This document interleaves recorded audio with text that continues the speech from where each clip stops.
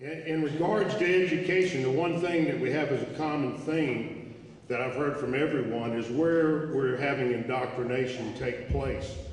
How many of you, and just anyone that was started their education prior to 1965, stand up?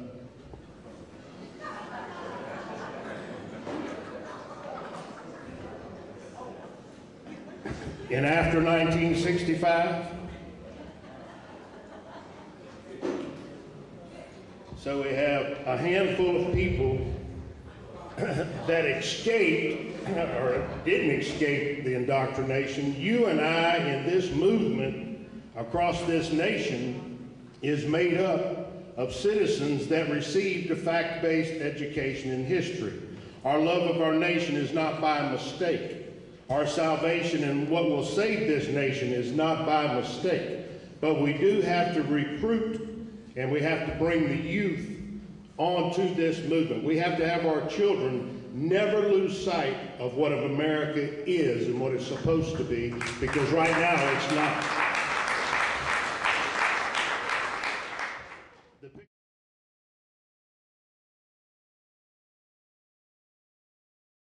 The picture on the screen, Maurice Strong. Every speaker today has shared some information about Maurice. What an evil guy. He is the father of Agenda 21, yet he created his vast wealth of profits from fossil fuels, an industry that I participate in. He was executive director of the United Nations, was chief executive officer of Petro-Canada from 1976 to 1978. That's when he made his billions, folks. And these are his words, not John Estabrooks. I am a socialist in ideology and a capitalist in methodology. So he is going to use capitalism to destroy our very way of life. He's an intelligent guy. A strong quote, current lifestyles and consumption patterns of the affluent middle class involving high meat intake, the use of fossil fuels, electrical appliances, home and workplace air conditioning, and suburban housing are not sustainable. Now think about if we turn off our air conditioners, we stop eating meat, and we stop the use of fossil fuels. This is a guy that wants us to take us back into the dark ages, and Mother Earth will not survive without humans, and why would we want it to?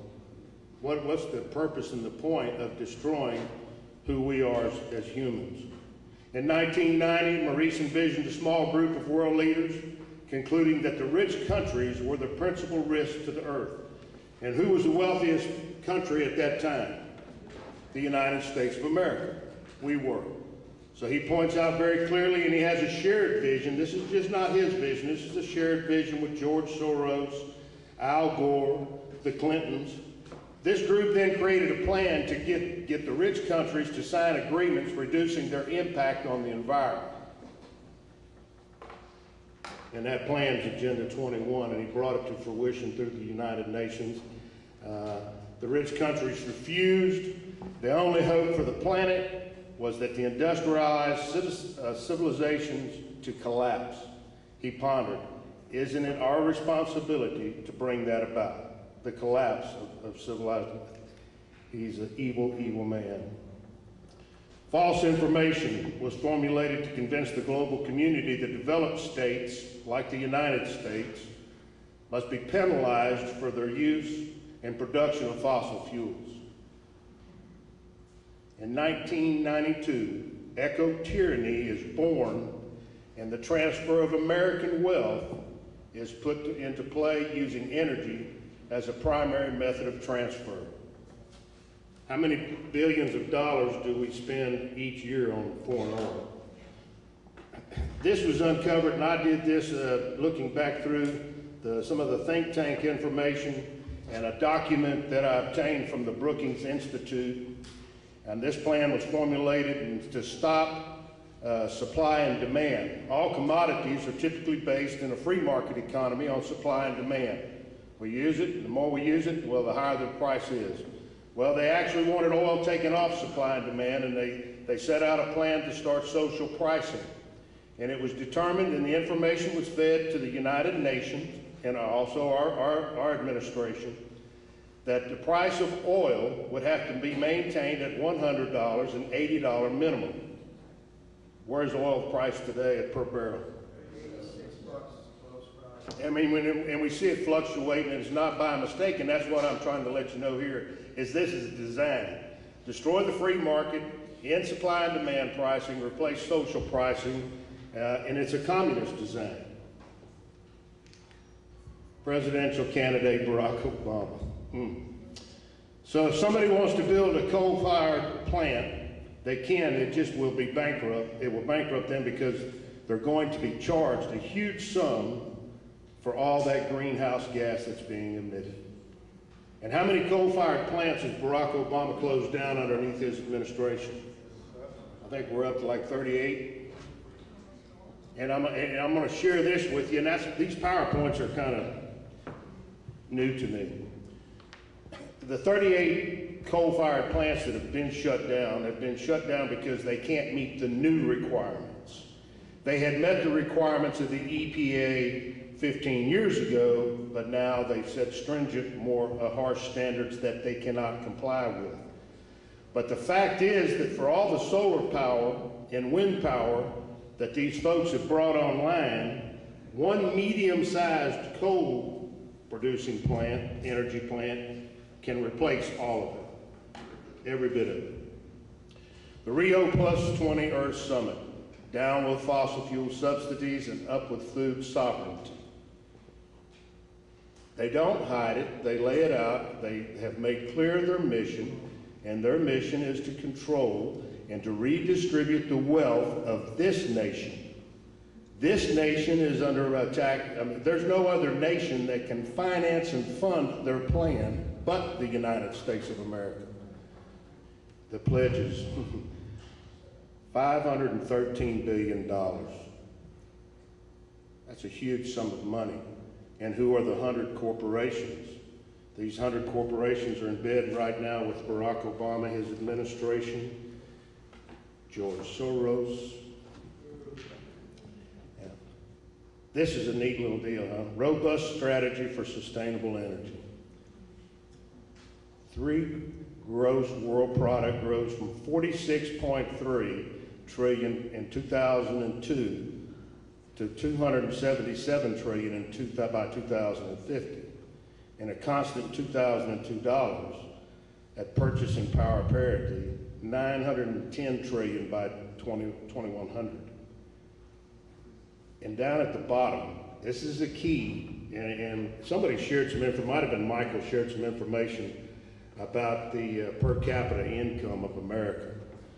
Right now, our per capita income is around $47,000 for all, for every American here. They have a mission, and that is their bottom mission. The average right now for the world is 7,500 in 2002, and they want to grow that to 31,000 in 2050. And a world population rising from 6.2 to 8.9 billion.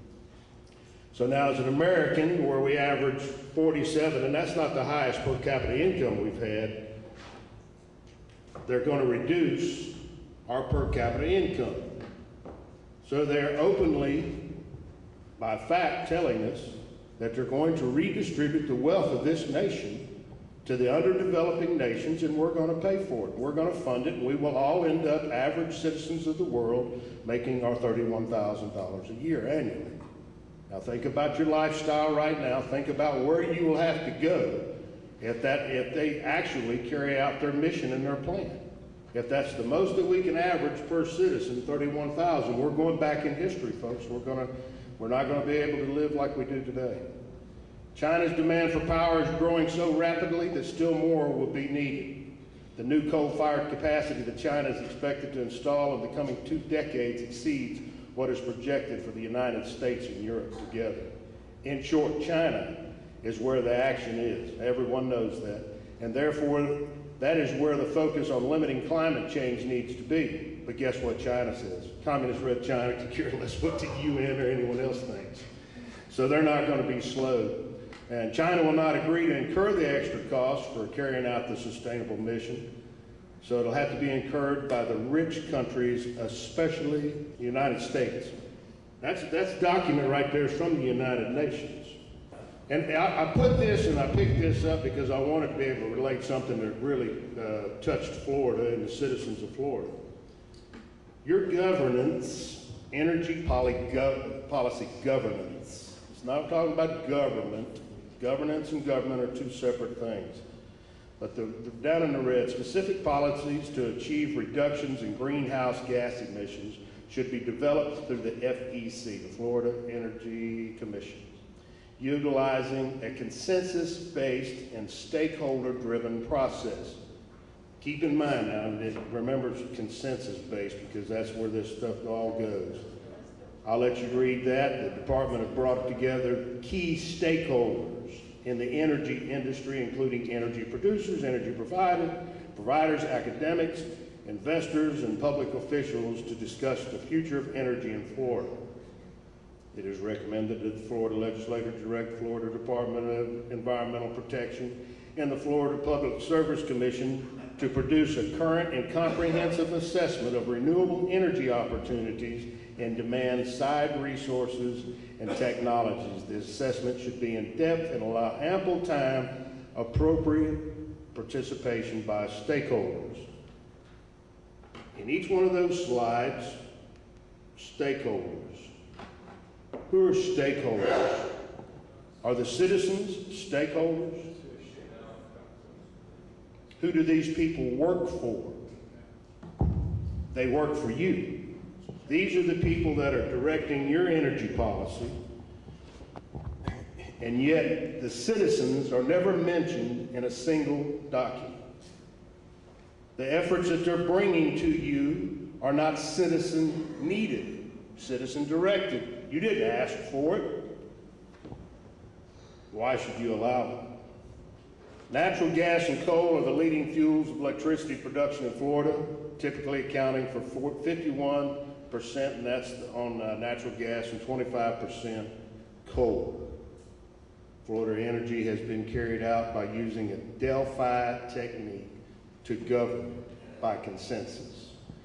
Now for you guys, if you want to, Karen's got a book back there that can fill you in on the RAND Corporation's Delphi technique, because I promise you it takes place in all county commissions, city councils, your state government are being run by folks just like, and no better words could have been spoken if Ruth has got a great take on it. They will go into a community and they will find the local powerful citizens, and they will feed their egos with, you guys can design this for the folks, and let's reach a consensus on what it needs to look like.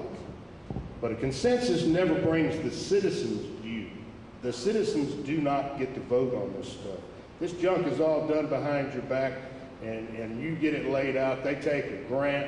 The grants are laid out in front of them, and when they take the grant, the citizens vote, and the citizen voice has just been overlooked. Crude oil facts. 2011, the average cost of producing 1 barrel of oil was $11. That's to drill it, and I don't care where you were drilling it. When you averaged it out, even us out, it's expensive for us offshore, but still $11. And the marketplace 72, some 6.5 times the cost of getting the oil out of the ground. U.S. companies have 1.4% of global oil reserves. I don't know whether I agree with that. I think that's somewhat of that's what the U.S. Geological Survey posts up on their site. I think it's greater than that. And we haven't really been allowed to do the proper exploration and the research that we need to really find oil on publicly held lands. U.S. companies, if Obama doesn't loosen restrictions on drilling in Alaska and offshore, the U.S. will become even more horribly dependent on importing foreign oil. Gulf of Mexico offshore crude oil production at its current levels. And this really impacts me, and I'll talk about it every week with Karen. We're still 200,000 barrels behind on production in the Gulf of Mexico after the moratorium. There was a short period of 6 months, short according to Barack Obama, of 6 months where they completely put the moratorium in place and shut down the production. and we never have recovered. And those negatives there, when you look at a minus in a privately held industry where the government regulations itself are not allowing us to do our jobs, do what we do best. In 40 years, I promise you that I've seen industry, we've bled, we've had incidences, we've made mistakes, but we've always learned without government intervention. I have never seen the intervention that we're feeling today. I'm subject to, it's ridiculous to me, and I have to confront it on a weekly basis, the requirements for me just to be able to go offshore. This coal numbers, and I'm really not a coal specialist, but I've been looking at it for the last couple of years, last 2 years. You know, when we start exporting, because the EPA has shut down coal-fired plants, and now we're exporting more coal, and it's not going to change. We're going to have to continue. The coal people are in business. They have to answer to their shareholders and folks that have invested with them. And they're shipping this coal, and it's going to leave, and it's going to go to China, and it's going to go to third world countries, and it won't be able to be used here. That's a redistribution of wealth. We have an abundance of natural resources that if this, and I believe that we are an exceptional people as American citizens. If we were given the mission to drill, to produce coal, to bring on clean processed coal burning plants, this energy, our nation could be energy self-reliant inside of a couple of years' time. I think 2 years' time, you know, we've lost so much refining capacity and ability. We haven't opened a new refinery since 1976 because of over-regulations. 1976 is the last time we opened up an oil refinery. You know, we see all the same ones when you, I don't know if you travel through Houston, Texas, but when you go through Houston, you come through Southwest Louisiana, Baton Rouge, the one thing is we've got refineries in our backyards, and we've lived with them for a long time. And they've never, you know, we've had incidences. We've had stuff to where we had to go in and they've had to tighten the regulations on it. But to make it so restrictive and so cost prohibitive to where these refineries now are built overseas in third world countries, is that by design? I say it is.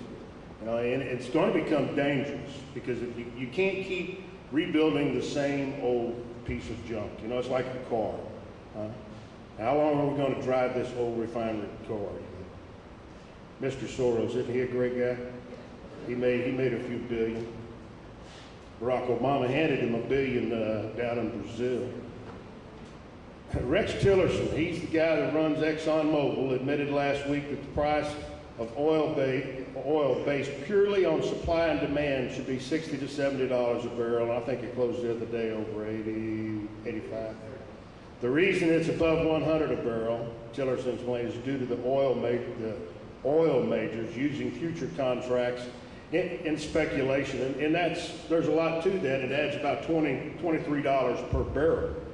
You know, speculators, but when you realize the speculators are the very guys that are selling you the product, they're maintaining social pricing. They're doing it to us, and they're implementing a policy that they laugh all the way to the bank with. The failure of U.S. Congress to implement an effective domestic energy policy dates to 1973 and Mr. Carter and the oil embargo.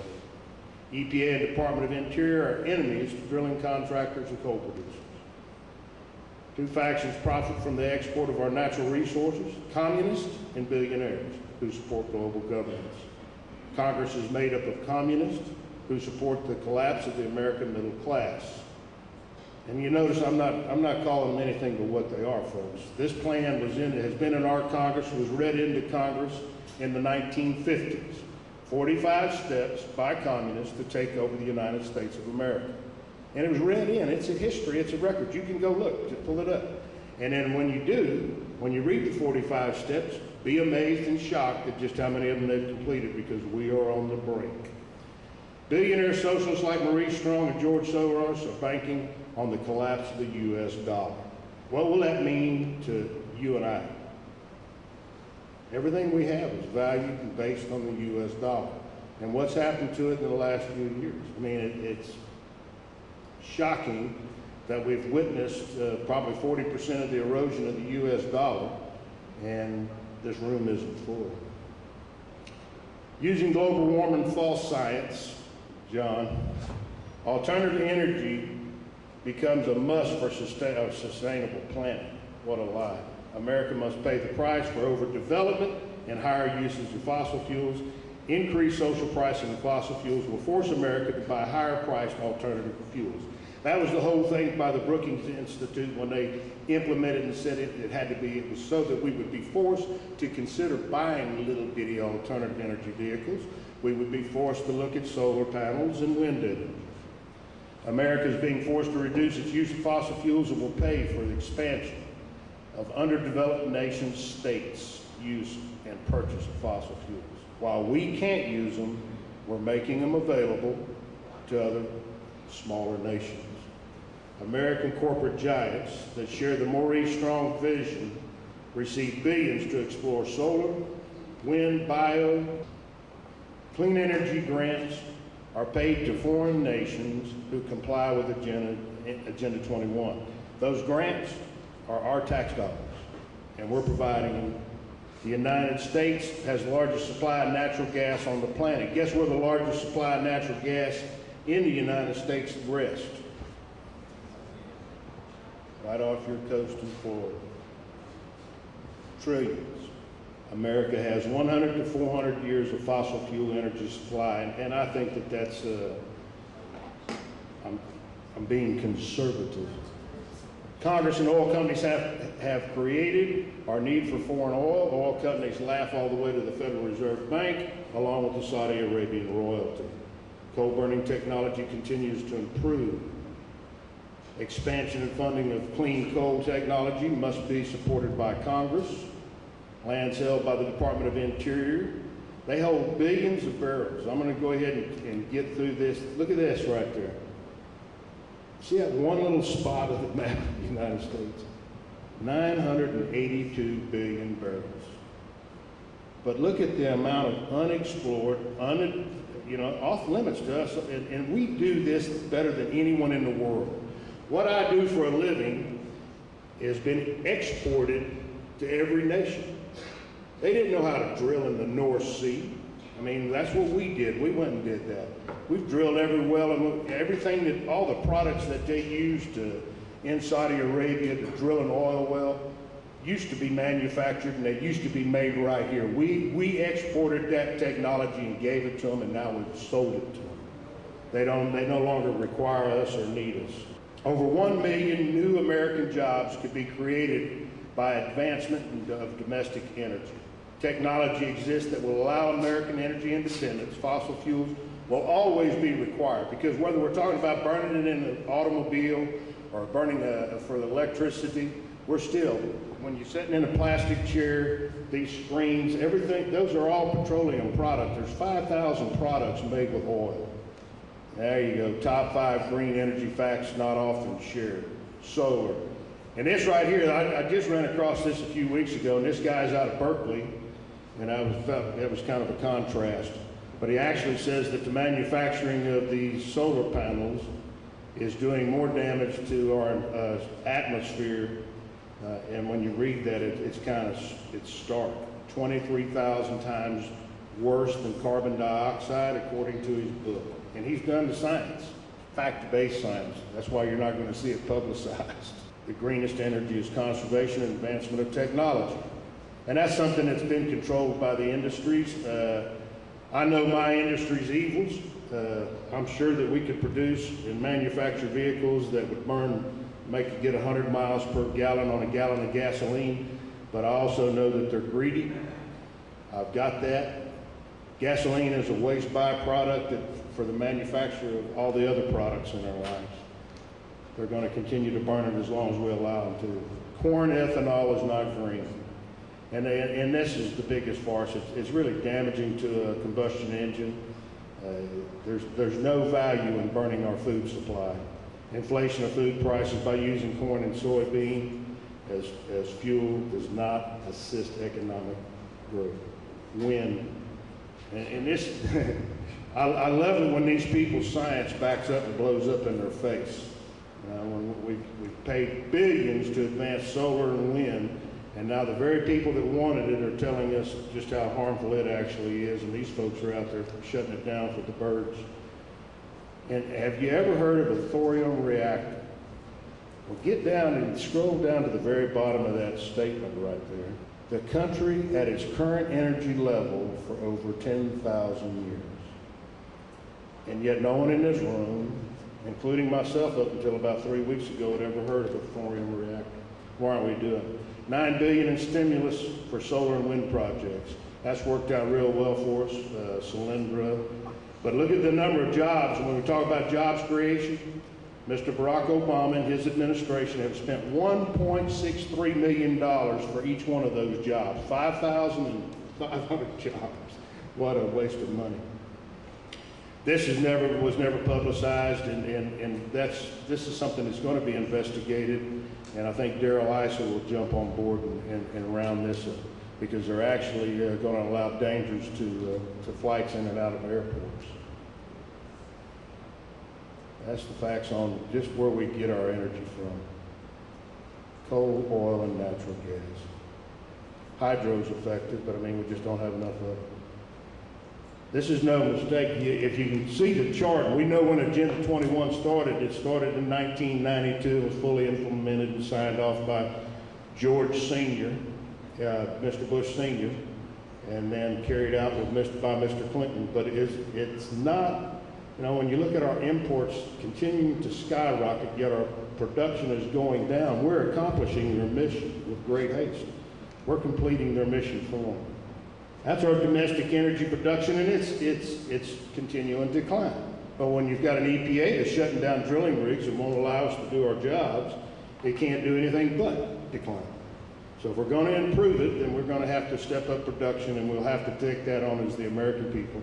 And let's start to defund the EPA. There's what we spent last year, 2011, $460 billion. $460 billion. What was our total debt last year, or what was the deficit for Mr. Barack Obama? 1.6 trillion. Agenda 21 must be exposed, and that's what we're doing here. Americans can supply our energy needs today. Defund and investigate the Interior Department. Expose the criminal actions of Congress and the federal government that create unfair alternative energy alliances. No more deals with Solyndra. Zero federal tax dollars should be used to expand any private industry. I don't care if it's my industry, the oil industry. If you can't stand on your own two legs, get out of it.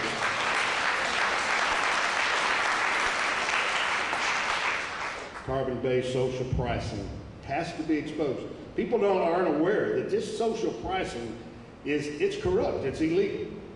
It's not supposed to happen in a free market. So either we're going to have a free market, or let's go ahead and call ourselves the communists that we are, line up and get our uniforms. EPA must be forced to stop actions that close power plants. EPA overregulation and expansion of air quality standards. And that's something that's taken place in my industry over the last 20 years, is every time we meet a standard, they give us a new standard. We build a rig to meet their design, build it better, build it this way. You're not going to be able to use that. And when you take the I'm on an oil well right now that costs $600 million to drill. $600 million. And the biggest part of that is because of what the government has forced us to do. And it's after the moratorium. It's getting ridiculous. $100 million was unheard of. I mean, that was the most expensive well I'd ever heard of in the last 20 years. Now it's common everyday occurrence. EPA must be controlled by defunding. And that's where, when you elect senators and Congress has the power of the purse. Defund these guys and get them out of the way. The truth, the Obama EPA, with its unnecessary and extreme regulations on fossil fuels, is rather a mean, costly, job-killing machine, destroying 1.6 million American jobs. That's about the refineries. We must elect men and women of honor every level of our government. And that means from your county commissioner. I was looking at the sheriff man that's running for sheriff back there, and that's a guy that's going to have a great impact. You have to demand that your sheriffs are constitutional, that they will protect you from the overreaching federal government. I'm a lifetime member of Oath Keepers, and that's one of the things that I would ask you to do when you vet your sheriff, is make sure that they will defend your constitutional freedoms and keep the federal government out of your business.